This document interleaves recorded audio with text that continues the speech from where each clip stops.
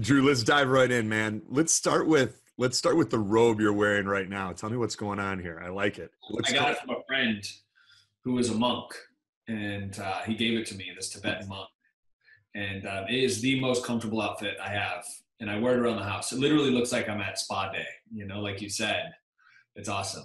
So, and it really anchors me into, I don't know, just something about changing your environment, changing what you wear to reflect kind of where your conscious mind gets to go. It's opening up subconscious cues for more compassion, for more groundedness, for more, less focus on the material realm that we live in so much, the 3D box that you and I live in and that we observe every single day. Like when you're wearing this, there's not a lot to it. So it's just like, I don't know, it's cool. There's a lot of parallels to where you hear guys like Steve Jobs and a lot of the Silicon Valley guys, how they wear the same thing every day, like a black t-shirt. It's like their uniform, so they don't have to make the decisions, so that they're comfortable, and it separates them from that side of like the mental drain. Yeah, totally. And I agree with that. Like if you could just eliminate as many choices that you have in the day for yourself as possible and focus on what your genius zone is, that's beautiful. So, and delegating and outsourcing too, being an entrepreneur and finding people that love doing things that you don't love to do. Even if you're a simple house mom or a dad, what do you loathe about your life, and what can you give to somebody else that makes less than what you make in an hour anyway? It's super powerful. About delegating and like kind of how you've evolved as a businessman, take me back. What are some of the biggest differences between, say, Fit Life TV 6 years ago and that version of Drew and the version of Drew now today? Yeah. Well, 6-7 years ago, I definitely was a lot more in my ego, I would say. So, which was great, because you need your ego to start a business and be tenacious about working 12 to 14 hours a day. It was hustle, hustle, hustle. It was grind, grind, grind, do this, do that as much as possible. I was more of a human doing than I was a human being. I think now I've graduated in a sense of, now I get to be who I really am, the higher version of who I am, and connect with people much more efficiently. So we have a team of 100 people now, and I get to contribute to them versus what can I create to sell? Like back in 7 years ago, I was selling a $97 digital course, and it was very much, I was on this hamster wheel day in and day out, and I was worried about paying for people's salaries, like supporting them on that way. It was just a lot going on back then. But I think back to it, and ultimately the same qualities that I have now, it's just almost like a larger version, I guess. Larger version and also a smaller version at the same time. It's like I've removed the clutter from the mirror, more or less, and I'm not attached to things as much. There's much more grace when I go throughout the day, I would say. I can appreciate that, because I'm probably struggling with some of the things that you have struggled with in that, we go through these, it's like feast and famine, everything's like everything. There's abundance and with a flip of a coin, it can seem like you don't have enough money to pay for all the things that you want to do. Mm-hmm. And it's easy to say, all right, I need to create more things, or I need to just sell. How did you take that step to stepping outside of that pattern, that hustle pattern, and making a shift in your business? So that's the biggest biohack of all. Yeah. It's recognizing that it's not you doing it. Like I may be this meat suit that I have, or as I like to call it, this bag of bones that you look at, right? Granted, it's, I'm blessed to have this bag of bones, but it's more or less, I have a certain set of beliefs, principles that I live by. And that is, I'm connected to source, that the infinite is within me, that I radiate that I am not disconnected from anybody that I look at. Like you're my brother when I see you. So because of that, the universe, whatever your perception is, whatever you look at, whatever you project, you attract back into you, right? Back into your experience. You are the architect of the movie that you view through these 3D eyes, these HD cameras, the greatest cameras on the planet. And when I look out into the world, I have this belief of oneness that I've been cultivating over the past decade. And that's the biohack that removes all barriers.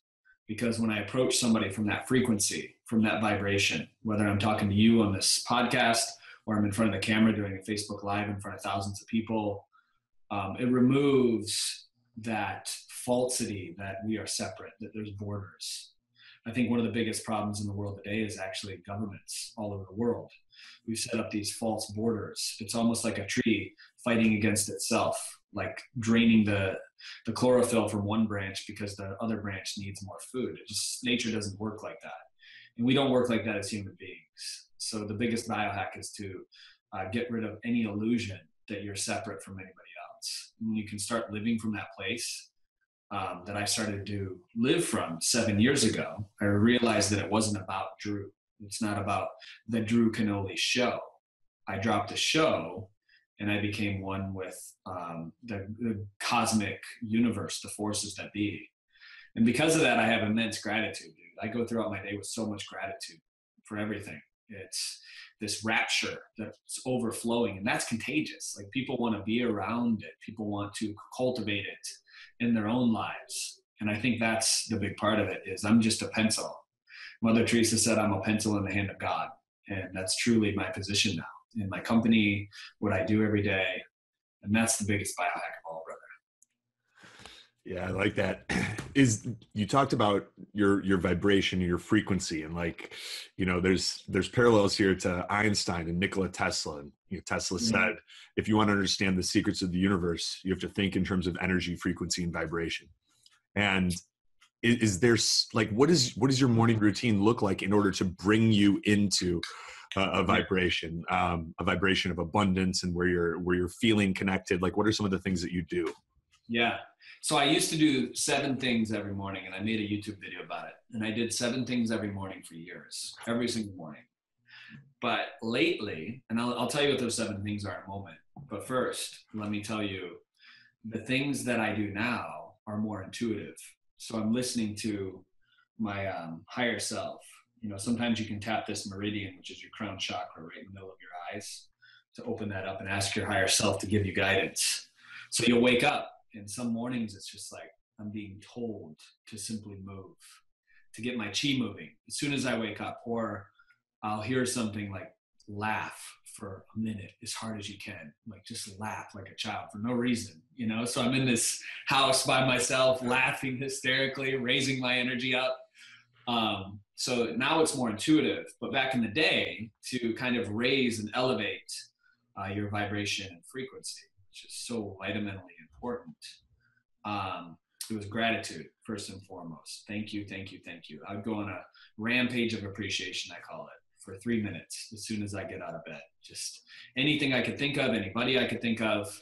And then afterwards, I would send notes of appreciation to 3 people every day that I'm inspired by, that helped me out the previous day, that impacted me in some way. Just a note.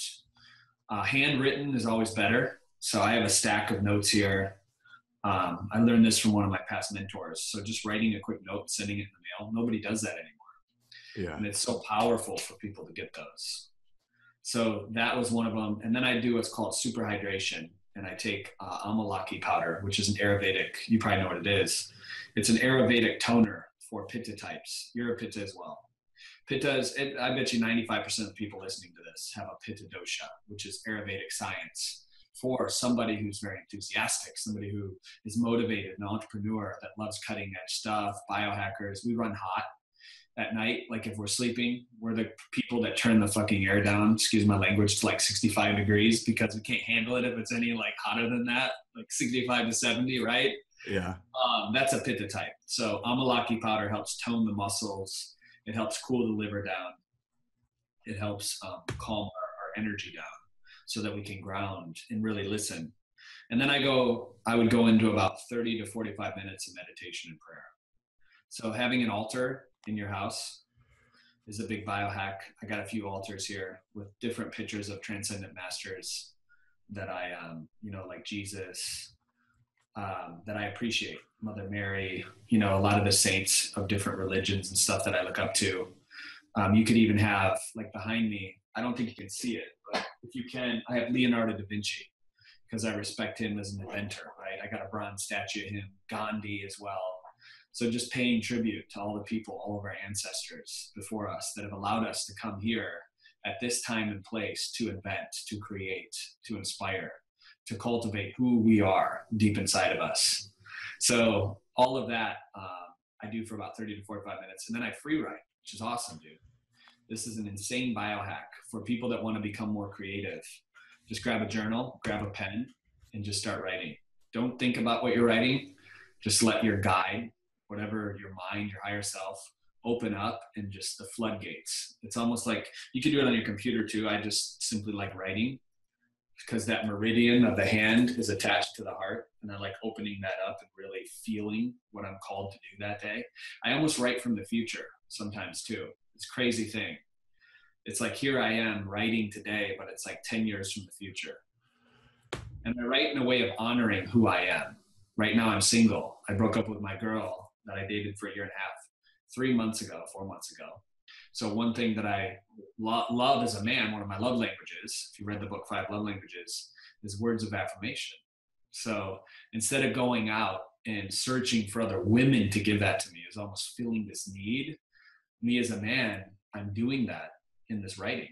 So I'm affirming that from the future. And sometimes I'll read it and I'm like, wow, there's a lot of feminine energy coming from this. But it's a way that the Divine Mother, if you want to call it, is speaking through me in the morning to make sure that I'm getting what I need, the sustenance, and it's generated from within.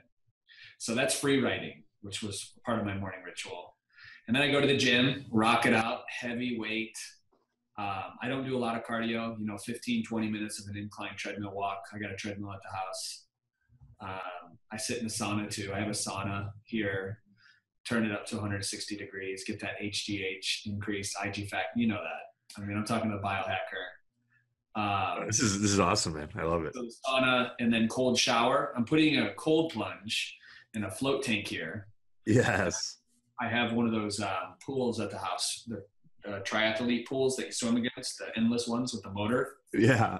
Next time you're in San Diego, dude, you have to come hang out. But I'd love to, man. I have all these things that I do just to get my day set up. So I usually wake up 3:30, 4 o'clock in the morning. Oh, wow. By 9 o'clock, we have our stand-up meeting with Organifi, and I'm ready to rock and roll, dude. I'm like the energy. I bring the energy to the environment now. Like that's my sole job, the chief innovation officer and the energy bringer. This is great, man. I'd like to throw out some rapid fire based on what you just shared. Okay, getting up at 3:30 to 4 a.m. What time you go to bed? Usually 8:30, 9 o'clock. And how long have you been doing that? Pretty much off and on my whole life. There's seasons, right? So out of the year, my normal wake up time, I would say, is more like 4:35. But if I'm writing a book, which I'm doing right now, or I'm focused like on the creative work on anything, whether it's scripting videos for our community online, 3:30 is like my golden hour. Like 3:30 to 4:30, like that's when all the magic happens. I could literally wake up at 3:30, work for an hour and go back to bed. And literally I wouldn't have to work another hour during the day because I can get so much done in that 1 hour. It's insane, dude. So much of what you're applying with your morning routine are the things that I've heard before but haven't done myself. Yeah. And it's probably like those things that will make the biggest difference in my life, like the free writing, the morning pages, that type of thing. I never do it. Getting up to the 30 to 40 minutes of prayer and meditation. It's like I'm pushing it, doing 20. And these are things that I know will have a huge impact. Like I also just broke up with my girlfriend a few months ago. And I started, my initial instinct was just immediately to get back into the dating scene. Yeah. And I went on a date and just had this moment where I picked the girl up and I knew before we even got to dinner that it wasn't going to work. And I had this like, what are you doing? You're like, you are on the hamster wheel, and you're stuck in this loop. And until you figure out why, you're forever going to be stuck in the loop. Mm-hmm. And I picked up Lewis House's book, The Mask of Masculinity. And I tore through that in like a day and a half and was like, wow, I'm wearing like all these fuckers. And I haven't yet I'm kind of curious how those words of affirmation have impacted your dating life. If that's something you've gotten back into, how you meet people that you feel are like quality women. Yeah. So you attract what you are first and foremost, and you know that. So what vibration you're at, or frequency, which is why it's so important to do that morning work and really get clear on who you are. Because I can look back at all my relationships, not just my past one, and depending on where I was, and in some moments I was in scarcity, like some moments I was in ego, where it was we were doing really well in business and I was in my ego. So I attracted what I was being in that moment. So now it's a game of how high can I get my motherfucking frequency on a daily basis, day in and day out, because I know that the woman that shows up next is going to be at a completely different level, period, because of that. So that's my primary focus. And when I'm doing those things, when I'm writing to myself, I'm not needing anything from anybody else. I think it's easy for men as hunters, like most pittas are. We're hunters, right? We use our prefrontal cortex a lot. We're flow junkies because our left and right hemispheres work really well together. We push that information into the prefrontal cortex, like you talk about in your book. And that opens up possibility. And in that possibility, we have endless options. Like you could literally go on Bumble, you could go on Tinder, you could go on all these other websites, swipe left, swipe right. But until you really get clear on who you are and what you really want, not only that, but what you don't want, the non-negotiables, the things that you're completely against, the toxicity of past relationships that kind of accrue over time. And you just pile it on, pile it on, pile it on until you're being an inauthentic version of who you are. And you're attracting another inauthentic version of who they are that has no self-love, very little self-love. And then you're the facilitator and holder of that because maybe you have a savior complex. Or I haven't read Lewis's book all the way, but he probably talks about the mask where people save another person. Mm-hmm. That's a huge trap. And you have that. I have that. That's like the warrior that wants to swoop in and save the day, Captain Save-A-Ho. Mm-hmm. And that never works out, right? It never works out. So, and of course, we have our biology working for us. As men, we're still attracted to the young women, the 25 to 30-year-old girls. And the older we get, that doesn't change. We're still attracted to them because biology, right? It's like that's when girls are in their prime. And as men, our stock continues to rise, if you want to look at it like that, over and over and over. And until we realize that the age is the biggest limiting thing, I think.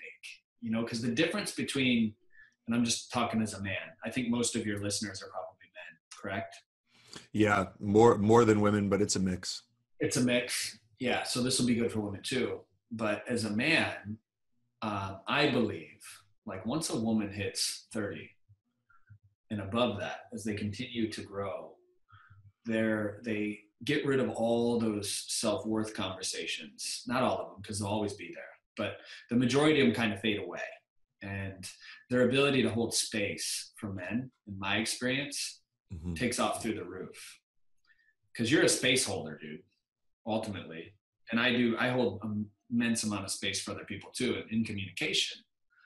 So when you find a woman that has the same rituals that you have, that wakes up, that does the work, that prays, meditates, that's into the biohacking, because that's out there, dude. There's girls, you have girl followers right now that would love to date you, I'm sure. That's when everything changes. Because it's like, it's no longer one, a half and a half equal one. It's 1 + 1 = 3 or 1,000.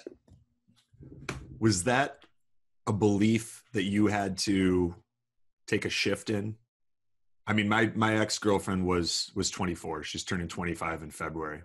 And that was a little bit a part of the pattern. She was incredibly mature and everything, but age does come with some challenges that, as you said, have a tendency to fade away as we fall in love with ourselves. Yeah. Did you find yourself in a loop where you were attracted to a woman that ultimately tended to have a lower chance of possessing the intangibles you were looking for? That wasn't healthy.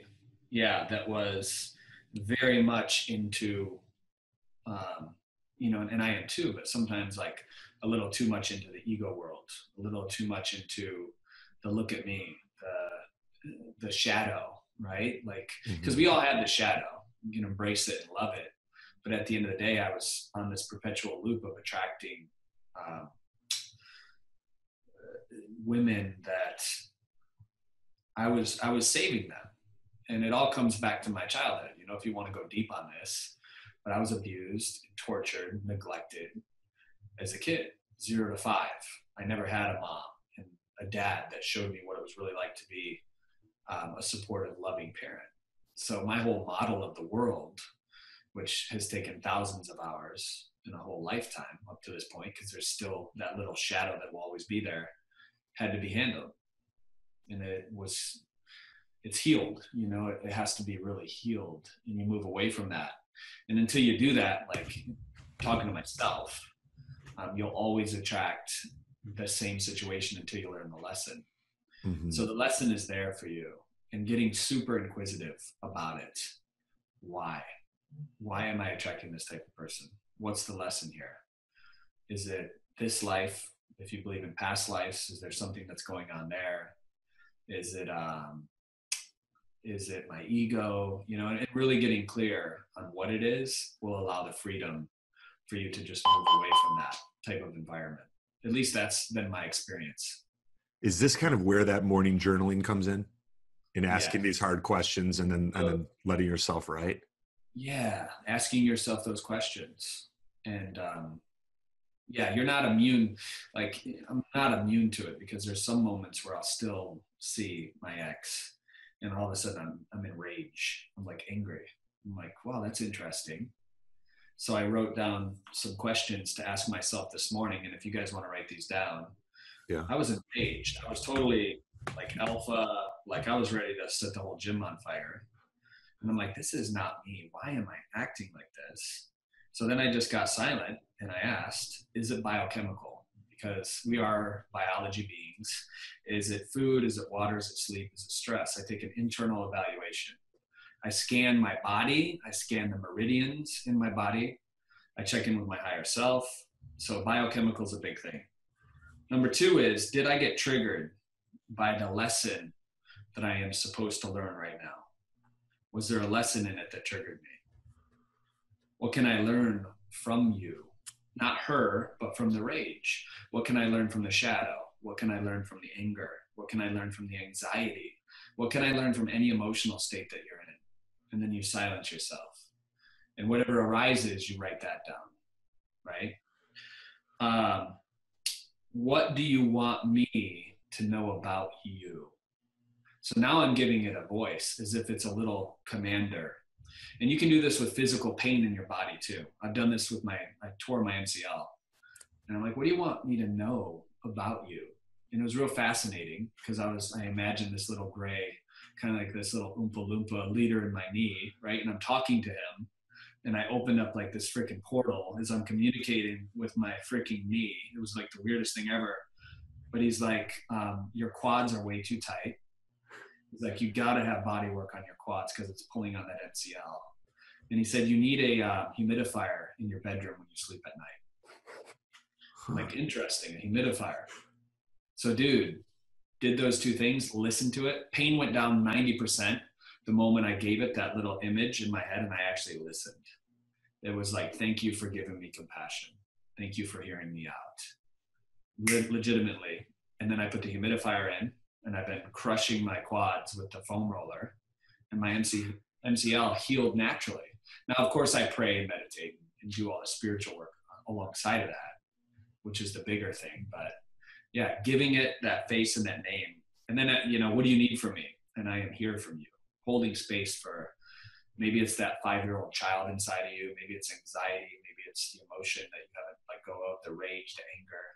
Asking these questions will allow you to get really deep with it and heal whatever's inside of you. That's great. One of the few moments where I applied some of this stuff was one of the exercises that Lewis recommended, where it's like, go through your life and write down every moment that had a powerful or painful emotional impact on you. Yeah. write down what happened and then how you felt about it. And I was doing that on the way to the airport, flying back to Florida from Chicago. And I remember just feeling this massive release. It was like I'd had all of this stuff bottled up inside me for decades. And I was ignoring it because like I didn't want to talk about the girl that I thought I was in love with in seventh grade, you know, who we'd sit on the rug in reading class and read together. And then when I asked her out, she was like, no, I don't think of you that way. And it's like, this is stuff that's not a big deal, but it was a big deal to like seventh grade Anthony. And like, Yeah.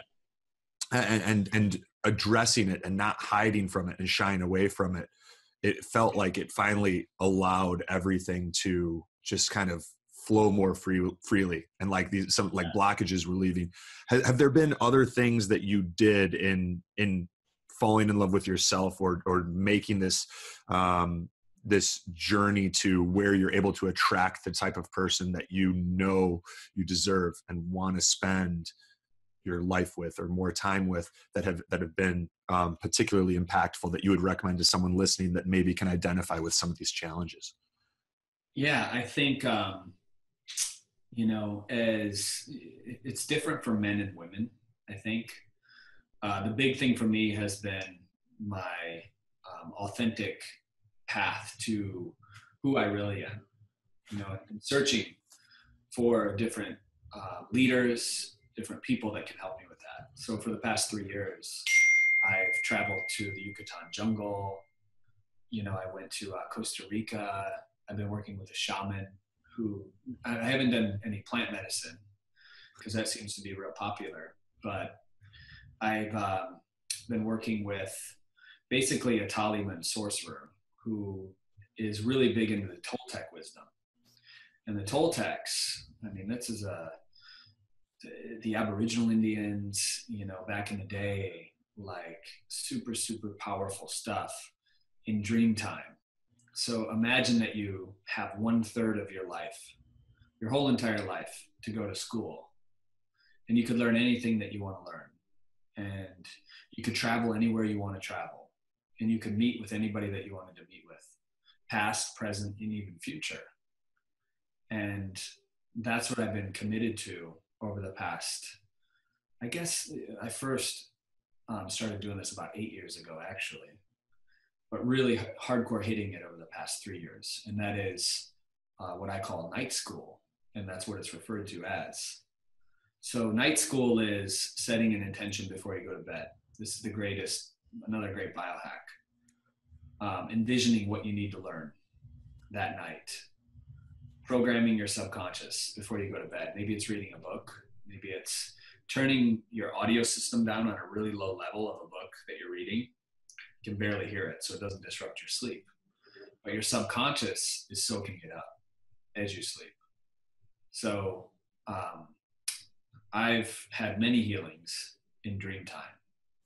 And that's lucid dreams. That's reliving a moment in the past from a different angle, from the observer, we can call it. I had this belief that my dad was not really there for me as a kid, like my adopted dad, right? That he was working a lot. He just wasn't present when he was home. He was watching sports on TV from Michigan. Like that was a big thing. He was drinking every weekend with his buddies. These were all beliefs that I had before. He was lazy. This was a belief that I had about my father. It just wasn't a good representation of him until one night it was like going to school on that belief that I had. So as an observer, I saw every interaction thousands of times when my dad interacted with me, and he showed me what it had meant to be divine masculine, when he was holding space for me, when he was caring, when he was loving, when he was fully committed, when he was present. And I saw all those times, and I'm like, why didn't I remember all those versus the bad stuff that I'm holding on to? So I woke up, you know, crying, literally tears rolling out of my eyes as a man, because it was like this ceremony that I went through, one of the most beautiful night school moments that I've ever had. And it changed the vibration and the frequency around how I interact with him now and how I engage with my dad. And hadn't I set the intention and done the work in dream time, there's a good chance I never would have saw my dad like that. So we have these innate superpowers going into dream time, calling forth whatever we want to learn. I've had dreams with Steve Jobs. where he's teaching me stuff. I've been on different planets that have different energy systems that they're using. They're like sucking energy out of the air and having whole civilizations like powered by all this different stuff. Like we're more powerful than we ever give ourselves credit for as human beings.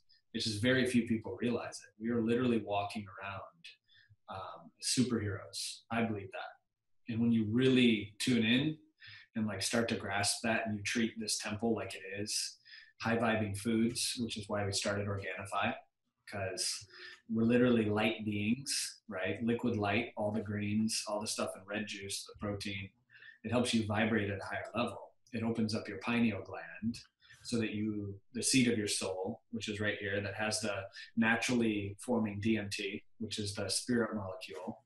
So you get access to that at night.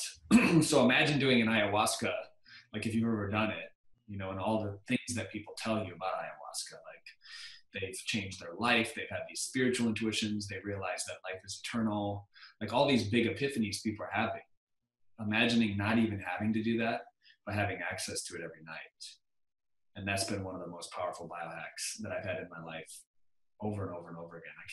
I'm excited to go to sleep at night because it's like now I'm plugging into reality. Like what's real? Is real now on this podcast, or is real in dream time? Yeah, it's beautiful, man. Like I've started realizing how much I enjoy laying down at night and just thinking about the day and how little of my life I even reflected on anything that had happened. It was just like, go, go, go. You mentioned some of the stuff that you guys are doing over there at Organifi. And I didn't mention, but my dad came in right when we were starting, and he had made a shake for us with some of your protein. And the last question I kind of have is, you guys make some amazing, you make your green juice, you have your red juice, you have your proteins. How do those fit into your daily routine? And how have you found them to be like most effective for you? Yeah. So I have my daily routine with all the products that we have I'm glad you love the protein. The team's telling me how much you love it. Yeah, it's delicious. I mean, this was not planned. My dad makes it every single day, and he'll bring me a shake, and we're doing the green juice because it's a lot easier than juicing, and the red as well. Yeah, it's all fantastic. I'm curious how you use it. So green juice in the morning. After I do the amalaki and lemon, I usually go for the green juice. And I still like the coffee, the double shot of espresso with a little coconut oil for the good fats. I know you're into that kind of stuff. Mm-hmm. So green juice, red juice in the afternoon around 2:00. And then I'll have my protein shake, probably around 4, because I usually eat every 3 to 4 hours. That seems to work really well for me on the days where I'm not doing intermittent fasting. And then, which all of our stuff is keto friendly, by the way. Except for the protein. There's like 3 grams of sugar in it, which is really low. And then at night I do gold juice. And gold is our restorative, relaxing recovery drink. It's got the turmeric, the coconut, the ginger. It's great for digestion and repair when you sleep. And the gold will literally accelerate your dreams as well. Like it's insane. I need to get on some of that gold juice. I haven't tried it yet. Do you mix the green and the red with water? Yes. So green and red with water. Some people mix it like the green in the morning because it's got a little matcha in there too. So they'll take some steamed almond milk and they'll mix the green. That's really good. I like it with water. The red juice tastes like Kool-Aid. Like we got to get kids, it's delicious, youngsters on that stuff because it has no sugar. It's just sweetened with Lohan. But the beets in there for nitric oxide production. It's got rhodiola, which is an adaptogen, which helps regulate stress, same as ashwagandha, which is in our green juice.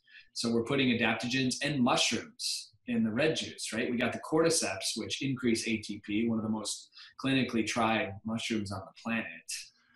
This thing's crazy. You've probably talked about this, but 1980 Olympics, I believe it was the 86 Olympics, like these Chinese women kept winning the gold medals for long distance running. Like over and over and over again. They won like 8 medals that year in all the events. And they were like, what's going on? Let's test them for steroids. And they found out that it was actually cordyceps mushrooms. So super powerful. And there's nothing on the planet like it. I've tried hundreds of different superfood mixes and drinks. And it's incredible, dude. I'm glad you love it. Yeah, I love it. And it's sustainable because it tastes good. I mean, that's one of the big downsides is you look at other formulations and like on paper, they're great, but if you can't choke them down, it's just, it's Yeah. not, it's not sustainable. And the last bit, how do you do your shake? My shake, I literally just mix that stuff with water too. Yeah. I don't have my shaker bottle here, but I have an Organifi shaker bottle. 2 scoops in that with water, shake it up, drink it. It tastes incredible. And if you add a little coconut oil to that, and maybe an egg if you want, you can make some amazing pancakes and waffles with it. So if you love the protein drinking it, like make some pancakes and waffles. Your dad's going to freak out when he tries these. Oh, that's great, man. This is fantastic. We'll link to your red juice, your green juice, your protein, and your gold in the show notes. And we'll get a link to the amalaki that you like as well. But this is phenomenal, man, and has been particularly helpful for me and what I'm experiencing right now. And I appreciate that you've put in the work and tried and tested and seen some of the things that really make a difference in your transformation. And Yeah, thank you. I want to acknowledge you too for being so open for your people and so vulnerable and so authentic. Because sometimes as influencers, we can call it, like you are and I am, we like to hide and we like to talk about the things that are easy to talk about. So I can tell in you, in your spirit, there's this great transformation happening. It's exciting. I'm excited to connect even 6 months or a year from now and seeing how far you are past this. I think there's going to be a whole leavening in who you are, and you're rising, dude. I can literally see wings behind you, like you're getting ready to be like the rising phoenix, and it's beautiful, brother. We need more men on the planet like you that are stepping into that. So thank you.